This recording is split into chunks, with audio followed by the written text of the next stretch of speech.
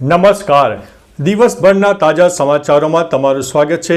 તમારી સાથે હું છું પિનલગીરી ગોસ્વામી.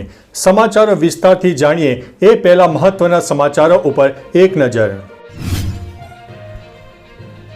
મિત્રો, અત્યારના મોટા સમાચારની વાત કરીએ તો શું રાશન કાર્ડ ઉપર મળશે લોન? ભારતમાં ગરીબોનો એક મોટો વર્ગ છે અને આ લોકોએ પોતાનું જીવન નિર્વાહ ચલાવવા માટે ખૂબ જ મુશ્કેલીઓનો સામનો કરવો પડે છે. તેમનું જીવન ખૂબ જ સંઘર્ષમય હોય છે. અનેક લોકો દિવસમાં 2 ટાઈમ ખાવા માટે પણ સંઘર્ષ કરતા હોય છે. વર્તમાનમાં સરકાર દ્વારા ગરીબો માટે અનેક પ્રકારની યોજનાઓ ચલાવવામાં આવે છે. સરકાર ગરીબ વર્ગના લોકો જીવન અને સારું બનાવવાનો પ્રયત્ન કરે છે. ભારતમાં એવી અનેક યોજનાઓ ચાલે છે, પરંતુ તે ફક્ત રાશન કાર્ડ ધારકો માટે જ છે. હવે બેંક પણ રાશન કાર્ડ ઉપર લોનની સુવિધા આપે છે. હવે તમે રાશન કાર્ડ પર 10 લાખ રૂપિયા સુધીની લોન લઈ શકો છો. વ્યાજ દર પણ સસ્તા છે. જો તમે રાશન કાર્ડ ઉપર લોન લેવા માગતા હોય તો તમે અમને આ અંગે વિસ્તૃત માહિતી આપીશું. તમે રાશન કાર્ડ પર 10 લાખ રૂપિયા સુધીની લોન લઈ શકો છો, પરંતુ ધ્યાન રાખો કે આ સુવિધા દરેકને મળતી નથી. આ સુવિધાનો ફાયદો ફક્ત હરિયાણાના લોકો જ ઉઠાવી શકે છે. મિત્રો, અન્ય મહત્વના સમાચારની વાત કરીએ તો દરેક અગ્નિવીરને નોકરી મળશે. અમિત શાહે કરી છે જાહેરાત. કેન્દ્રીય ગૃહમંત્રી અમિત શાહે હરિયાણામાં ચૂંટણી રેલીમાં સંબોધન કરીને કહ્યું હતું કે સેનામાંથી આવતા દરેક અગ્નિવીરને નોકરી મળશે. દેશમાં તેમના માટે 20% આરક્ષણ કરવામાં આવ્યું છે. ત્યારબાદ પણ હરિયાણાના જે અગ્નિવીર બચશે તેમને પ્રદેશમાં જ નોકરી આપવામાં આવશે. તેમણે કહ્યું છે કે હરિયાણાના ખેડૂતો, ખેલાડીઓ અને સૈનિકો માટે જાણીતું છે. કોંગ્રેસ જૂઠાણા ફેલાવી રહી છે, તેની વાતોમાં આવવું નહીં. મિત્રો, અન્ય મહત્વના સમાચારની વાત કરીએ તો હવામાન નિષ્ણાત અંબાલાલ પટેલે ફરીથી આગાહી વ્યક્ત કરી છે, જેમાં તેમણે જણાવ્યું છે કે આ વખતે હાડ થીજાવતી ઠંડી પડશે. અલ નીનોની અસરથી દરિયો પણ થીજી જશે.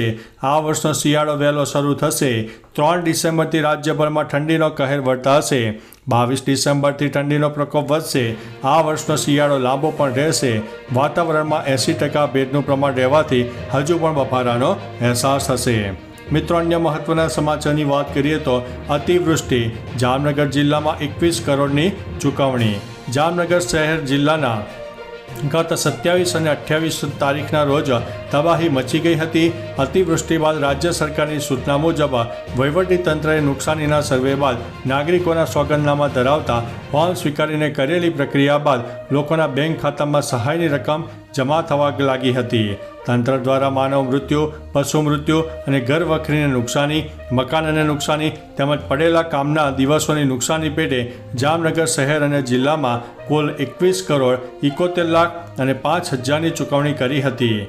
શહેરના 2 દિવસમાં 18 ઇંચ વરસાદ અને 2 ડેમોમાંથી છૂટેલા પાણીને કારણે શહેરના વોર્ડ નંબર 1 થી 4 તથા વોર્ડ નંબર 10 થી 12 તેમજ વોર્ડ નંબર 16ના નીચાણવાળા વિસ્તારમાં પાણી ભરાઈ ગયા હતા. તેથી હજારો પરિવારોની ઘર વખરીને નુકસાન થયું હતું. મિત્રો, અન્ય મહત્વના સમાચારની વાત કરીએ તો ગુજરાતમાં મળશે ફ્રી વાઈફાઈનો લાભ. પીએમ મોદી દેશના દરેક નાગરિકોને ડિજિટલ રીતે જોડવા માગે છે. જો કે મોંઘા રિચાર્જ પ્લાન આ પ્રયાસને અવરોધે છે. આ જ કારણ છે કે મોદી સરકાર એક નવી યોજના લાવી રહી છે, જે અંતર્ગત દેશભરમાં 5 કરોડ પીએમમાં વાઈફાઈ હોટસ્પોટ શરૂ કરવામાં આવશે. આ માટે સરકારે પીએમ વાની ફ્રેમવર્ક ગાઈડલાઇન્સમાં સુધારો કર્યો છે. સરકારના આ ફેરફાર બાદ કોઈપણ નાગરિક પોતાના વિસ્તારમાં વ્યક્તિગત વાઈફાઈ હોટસ્પોટ સ્થાપિત કરી શકશે. મિત્રો, અન્ય મહત્વના સમાચારની વાત કરીએ તો ખુશ ખબર. એટીએમ કાર્ડથી રાશન. ગુજરાતના પ્રથમ અન્નપૂર્તિ મશીન એટલે કે અન્નપૂર્તિ ગ્રેન એટીએમનું કેન્દ્ર સરકારના રાજ્ય કક્ષાના અન્ન અને નાગરિક પુરવઠા મંત્રી તેમજ ભાવનગરના સાંસદ નીમુબેન બાંભણિયા અને રાજ્ય કક્ષાના અન્ન અને નાગરિક પુરવઠા, સામાજિક ન્યાય અને અધિકારીતાના મંત્રી ભીખુભાઈ પરમારના હસ્તે લોકાર્પણ કરવામાં આવ્યું હતું. આ એટીએમ મશીનની સેવા 24/7 કલાક ઉપલબ્ધ હોવાથી લાભાર્થી તેઓને અનુકૂળ સમયે તેઓને મળવાપાત્ર અનાજ મેળવી શકે છે. અન્નપૂર્તિ અનાજ એટીએમ ખૂબ જ ઓછા સમયમાં અનાજનું વિતરણ કરી શકતું હોય છે. લાભાર્થીને મળવાપાત્ર તમામ જથ્થો ત્વરિત મેળવી શકાશે.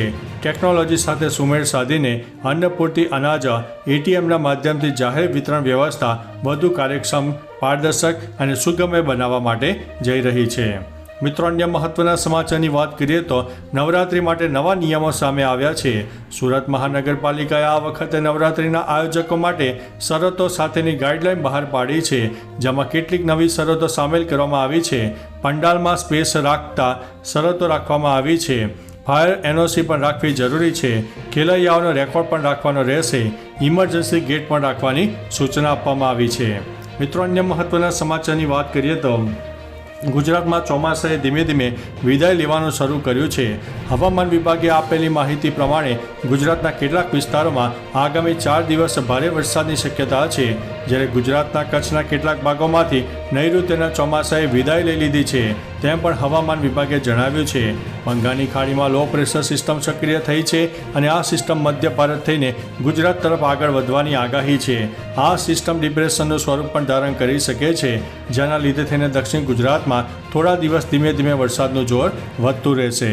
મિત્રો, અન્ય મહત્વના સમાચારની વાત કરીએ તો ખેડૂતોને સરકારની લોલીપોપ. ઇમેટર ચેન્જના કારણે ગુજરાતના હવામાનમાં ભારે બદલાવ જોવા મળ્યો છે. ઉપરાંત છેલ્લા 2-4 વર્ષથી ગુજરાતમાં વરસાદની તીવ્રતામાં વધારો થયો છે. આ જોતાં ચોમાસામાં ભારે વરસાદ નોંધાઈ ગયો છે. છેલ્લા 2 વર્ષમાં અતિવૃષ્ટિને કારણે ખેડૂતોના આર્થિક નુકસાન થયું છે.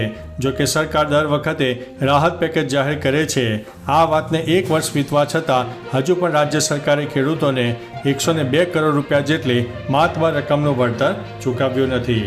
મિત્રો, અન્ય મહત્વના સમાચારની વાત કરીએ તો આ જિલ્લામાં ખેડૂતને 10 કલાક વીજળી. ગુજરાતમાં ખેડૂતો દ્વારા પૂરતી વીજળી મળી રહે એ માટે સતત માંગ કરવામાં આવી રહી છે. રાજ્યમાં અનેક ગામોમાં ખેડૂતોને પૂરતો વીજ પુરવઠો મળતો ન હોવાની ફરિયાદો પણ સામે આવી છે. ત્યારે ખેડૂતોની માંગને આધારે રાજ્ય સરકાર દ્વારા મહત્વનો નિર્ણય કરવામાં આવ્યો છે. રાજ્ય સરકાર દ્વારા સૌરાષ્ટ્રના 4 જિલ્લામાં સિંચાઈ માટે 10 કલાક વીજળી આપવાનો નિર્ણય કરવામાં આવ્યો છે. રાજ્ય સરકાર દ્વારા કરવામાં આવેલા નિર્ણય અનુસાર રાજકોટ, જૂનાગઢ, જામનગર અને પોરબંદર જિલ્લામાં 10 કલાક વીજળીની ફાળવણી કરવામાં આવી છે. આ પહેલાં 8 કલાક વીજળી આપવામાં આવતી હતી. જો કે ખેડૂતો દ્વારા વીજળી આપવાના કલાકોમાં વધારો કરવામાં આવે તેવી પણ માગ કરવામાં આવી છે. ખેડૂતો દ્વારા કરવામાં આવેલી રજૂઆતોને ધ્યાનમાં રાખીને 10 કલાક વીજળી આપવાનો નિર્ણય કરવામાં આવ્યો છે. મિત્રો, અન્ય મહત્વના સમાચારની વાત કરીએ તો આ જિલ્લાના ખેડૂતોને 10 કલાક વીજળીની રાહત. ગુજરાતના ખેડૂતો માટે પૂરતી વીજળી મળી રહે તે માટે સતત માંગ કરવામાં આવી રહી છે. ત્યારે હવે 10 કલાક વીજળી મળે તે પણ અગત્યનું થઈ ચૂક્યું છે. મિત્રો, અન્ય મહત્વના સમાચારની વાત કરીએ તો હરિયાણા ચૂંટણી માટે કોંગ્રેસનો ગેરંટી પત્ર જાહેર કરાયો છે. મલ્લિકાર્જુન ખડગે આ ગેરંટી પત્ર જારી કર્યો છે, જેમાં જૂના પેન્શનનું રિફંડ, MSPની ગેરંટી, ગરીબોને રહેવા માટે 100 ગજની જમીનમાં 2 રૂમનું મકાન, દરેક પરિવારને 300 યુનિટ મફત વીજળી, મહિલાઓને દર મહિને 2000 રૂપિયા, દિવ્યાંગ અને વૃદ્ધ લોકોને 6000 રૂપિયાનું પેન્શન અને 25 લાખની મફત તબીબી સારવાર જેવી બાબતોની જોગવાઈ પણ કરવામાં આવી છે. તો ચાલો મિત્રો, ફરીથી દેશ અને દુનિયાના સુપરફાસ્ટ સમાચાર લઈને મળતા રહીશો. ત્યાં સુધી અમને રજા આપશો. નમસ્તે.